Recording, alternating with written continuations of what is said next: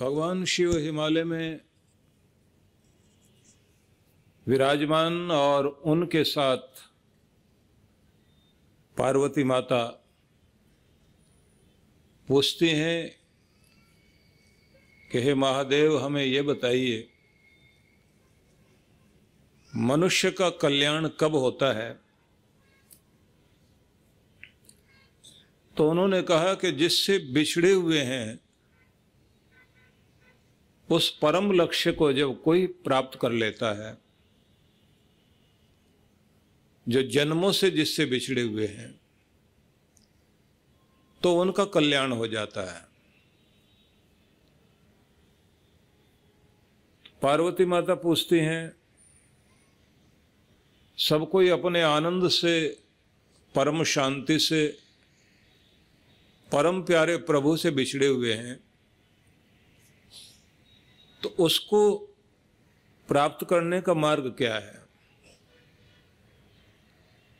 तब भगवान शिव ये कहते हैं, ज्ञान निष्ठो विरक्तो वा धर्मज्ञोपि जितेन्द्रियः बिना योगेन देवोपि न मोक्षम लभते प्रिय। व्यक्ति धर्मनिष्ठ हो और विरक्त भी हो, मतलब इस संसार की आसक्ति से ऊपर उठ जाए, जितेंद्रिय और बहुत बड़ा संयमी व्यक्ति क्यों ना हो, ये सारे गुण व्यक्ति के अंदर हों, लेकिन साथ में जीवन में योग ना हो। योग मतलब ध्यान योग। बिना योगेन देवोपि, देवता भी हो और उसके जीवन में ध्यान योग ना हो, न मोक्षम लभते प्रिय। पार्वती, मैं कहता हूं मोक्ष को, परम लक्ष्य को, परम आनंद को वो प्राप्त नहीं कर पाएगा, क्योंकि सभी को जीवन में ध्यान योग अपनाना चाहिए। मतलब ये हुआ कि अगर हम धर्मनिष्ठ भी हैं, धर्म कर्म करते हुए भी हमारा ध्यान अपने परब्रह्म परमेश्वर से जुड़ा रहना चाहिए। ध्यान जरूर करना है, कितने भी बड़े संयमी क्यों ना हो, संयम के साथ साथ भी हमारा ध्यान लगना चाहिए। मतलब अगर भजन भी कर रहे हो तो भजन करते करते भी इतने तल्लीन हो जाइए कि आपको अपनी होश न रहे, खो जाए। ज्ञान निष्ठो विरक्तो वा, ज्ञानी व्यक्ति हो, अगर उसका ज्ञान उसे उसके आनंद में डूबने ना दे, तो इसका मतलब वो बाहर है, अंदर पहुंचा नहीं अभी। और कहते हैं कि यदि आप विरक्त भी हैं, संसार से ऊपर उठकर जी रहे हैं, तो भी आपकी जिंदगी में ये ध्यान होना चाहिए, क्योंकि सभी तरह की दूरी को दूर करने वाला योग ही है। योग का मतलब यहां वो योग आसन नहीं है, जुड़ जाना, परमेश्वर से जुड़ जाना। दूरी को दूर करने वाला योग ही है। जो दूरी भगवान से बन रही है उसको नजदीकी में लाने का काम योग ही करता है, और टूटे हुए हृदय को जोड़ने का काम ये योग ही करता है। बिछड़े को मिलाने का काम योग करता है। जिससे हम बिछड़ गए हैं उससे फिर हमारा संयोग हो सके। ज्ञान प्रदाता योग, अज्ञान हरने वाला योग है, मनोग्रह करने वाला भी योग है, और चित्त की एकाग्रता बनाने वाला भी योग है। त्रयताप संतप्त जीवों का कल्प तरु केवल मात्र योग है। इस भव भय को पराजित कराने का काम, संसार में जो जितने भी डर हैं उन डरों को जो खत्म कर सके वो भी ये योग ही है। बहिर्मुखी वृत्ति को अंतर्मुखी करने का कार्य भी यही योग करता है। कहना चाहिए प्रभु के चरणों में लगाने का कार्य भी यही योग करता है। और अगर इस संसार में ऊंचाई से भी बड़ी ऊंचाई कोई प्राप्त होती है तो वो भी तभी होती है जब किसी व्यक्ति के जीवन में यह योग जाग जाता है। अपने लक्ष्य के प्रति जब समर्पित होकर अपने आप को व्यक्ति खो देता है तो कहते हैं तभी उसको लक्ष्य की प्राप्ति होती है। और सभी तरह की सिद्धियों को प्राप्त कराने में भी सहयोगी योग है। ममता के पाश का निवारण भी यह योग करता है।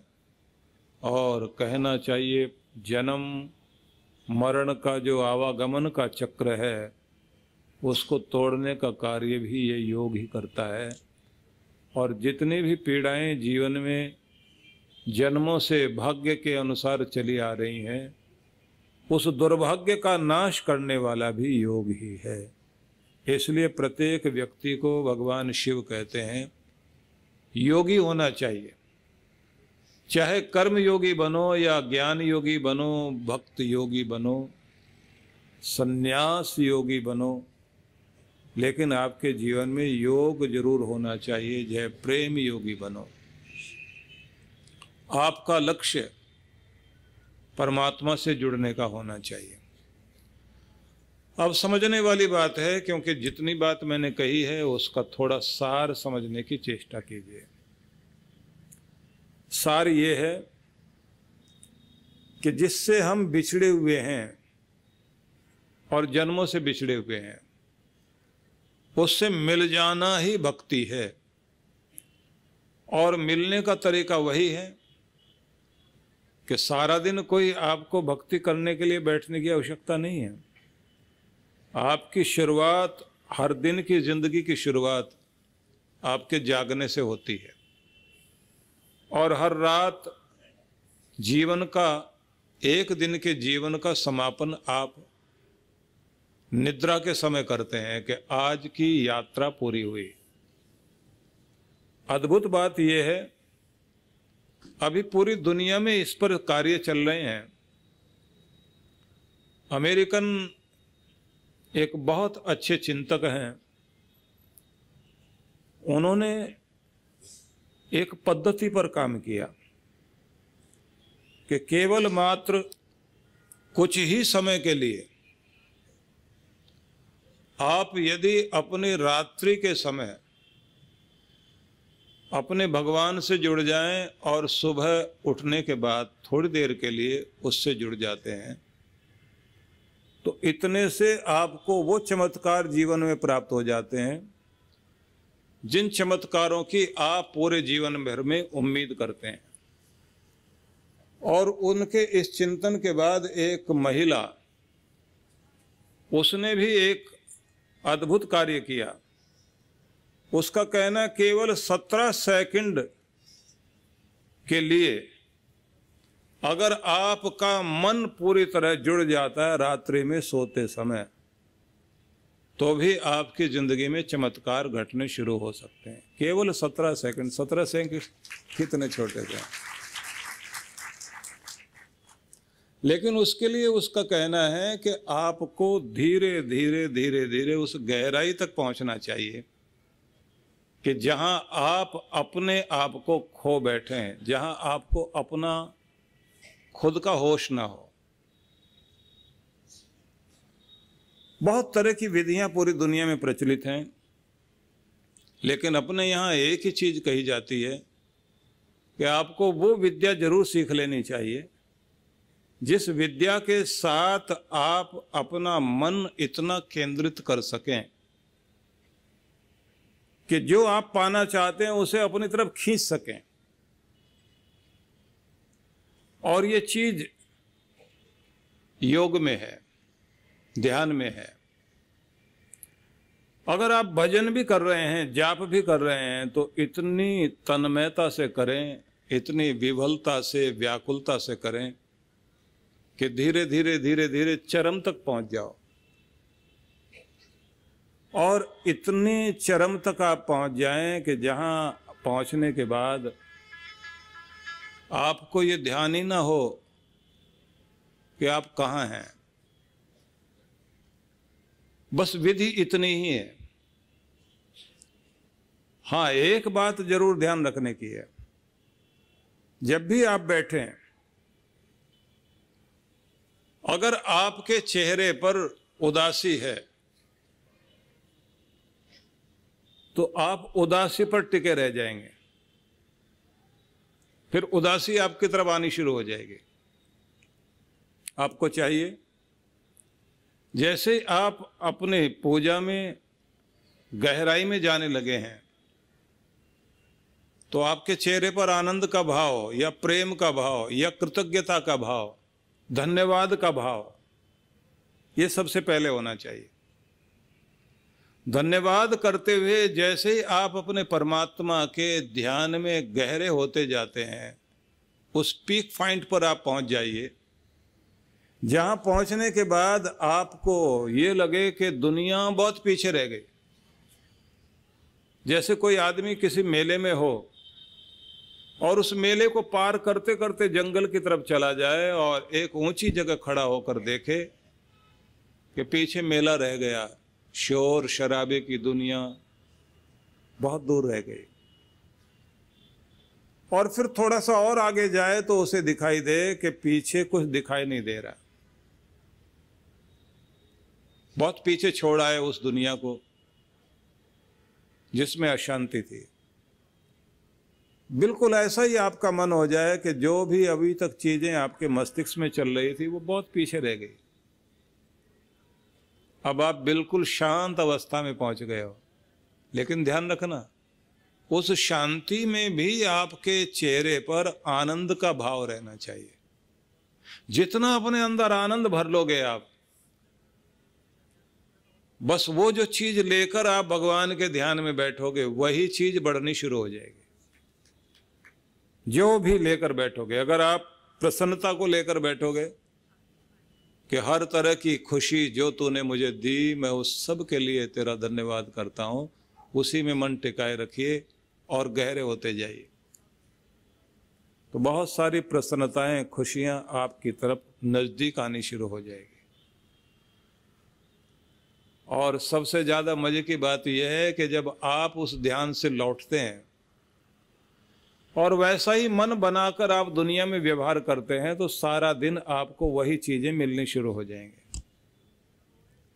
लोग तो ये भी कहते हैं कि सुबह सुबह अगर आप घर से लड़ झगड़ कर जाते हैं तो सारा दिन आपके साथ कहीं ना कहीं लड़ाई होती रहेगी, क्योंकि आपका मन लड़ाई पर केंद्रित हो गया। और अगर खाते पीते हुए आप खुश होकर के घर से जाते हैं तो जहां जाओगे वहां खाना मिलेगा। और कभी कभी तो ये भी होता है कि सुबह सुबह आपने टिफिन लिया, पकड़ने लगे थे, भूल गए और फिर आकर के उसको उठाया, लेकर चल पड़े। सारा दिन टिफिन हाथ में रहेगा लेकिन खाना नहीं खा पाओगे, वैसा ही लेकर वापस आ जाओगे। क्योंकि सुबह जैसे जिस चीज पर आपका मन केंद्रित हुआ है वो चीज आपके चारों तरफ चलनी शुरू हो जाती है। इसलिए कहा जाता है कि प्रभात का समय जितना शांति का, प्रेम का, आनंद का बनाओगे, पूरा दिन वैसा चलेगा। और जिस तरह की आपकी आखिरी स्थिति मन की होती है, जब आप रात्रि में आंखें बंद करने लगें, सुबह तक वो तरंग आपके साथ चलेगी। तो इसलिए ये याद रखना है कि जुड़ना है प्रभु से, तो आप रात्रि में सोते समय चित्त को उस अवस्था में लेकर जाइए कि जहां आपका मन टिक सके भगवान के प्रति। और जब सुबह जाग रहे हो तो आप उठते ही भगवान का नाम जपते हुए बिस्तर से नीचे उतरे, फ्रेश होकर आए, 5 मिनट 7 मिनट के लिए उसी समय आसन पर बैठ जाइए आप।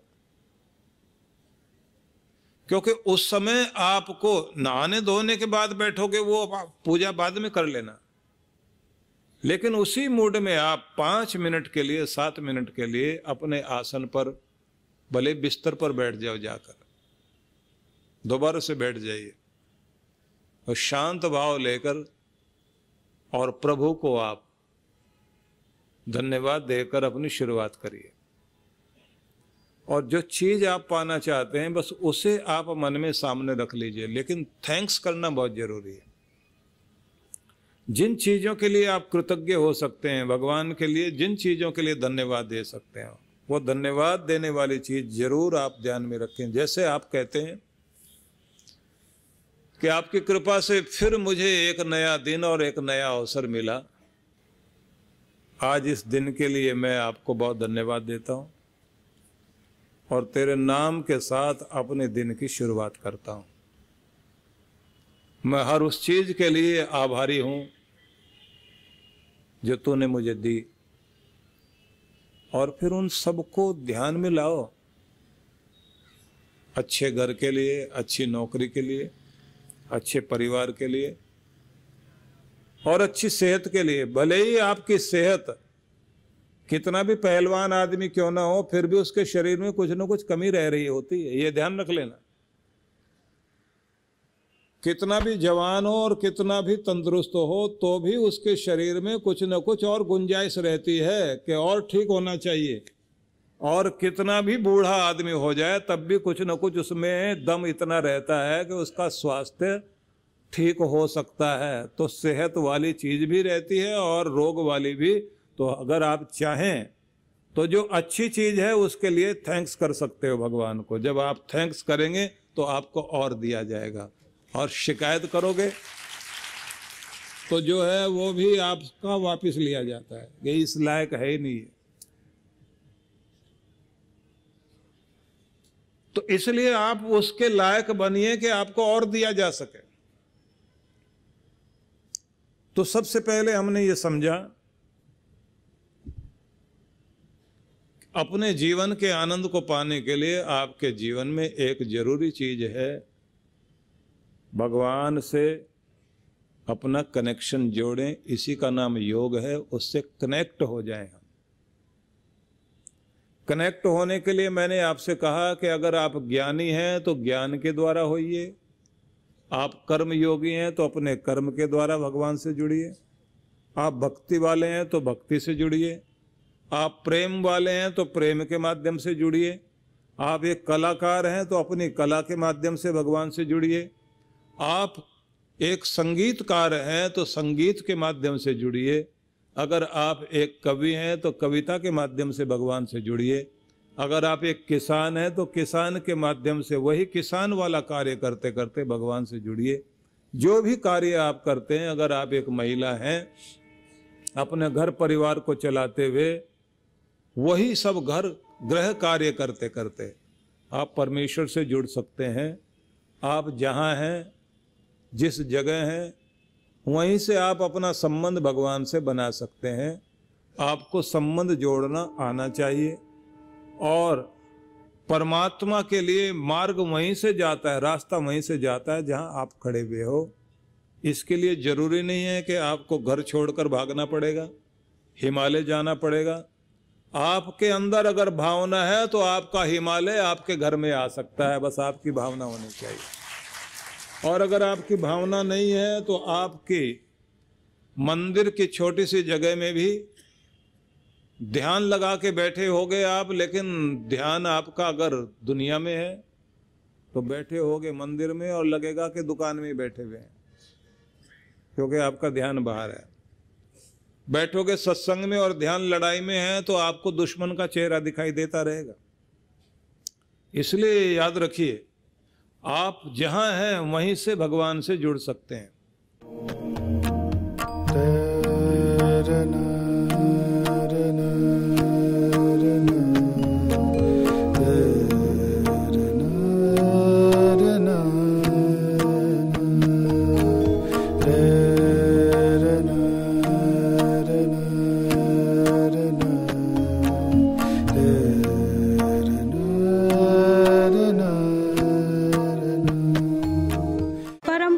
सद्गुरुदेव सुधांशु जी महाराज के पावन सानिध्य में जीवन में सुख शांति एवं समृद्धि के सूत्र विराट भक्ति सत्संग कार्यक्रम की रूपरेखा। 7 दिसंबर से 11 दिसंबर 2022। समय प्रातः 9 बजे से 11 बजे तक व सायं 5 बजे से 7 बजे तक। सत्संग स्थल MBMC क्रिकेट एकेडमी ग्राउंड, मेरी गोल्ड कॉम्प्लेक्स के पास पानी की टंकी, बेवर्ली पार्क, मीरा रोड, पूर्व ठाणे, महाराष्ट्र। विशेष सूचना 10 दिसंबर 2022 का कार्यक्रम वरदान लोक आश्रम में प्रातः 10 बजे से 12 बजे तक होगा। विशेष कार्यक्रम गुरु मंत्र एवं दीक्षा, रविवार 11 दिसंबर 2022 दोपहर 12 बजे सत्संग स्थल पर। आयोजक विश्व जागृति मिशन मुंबई मंडल। संपर्क सूत्र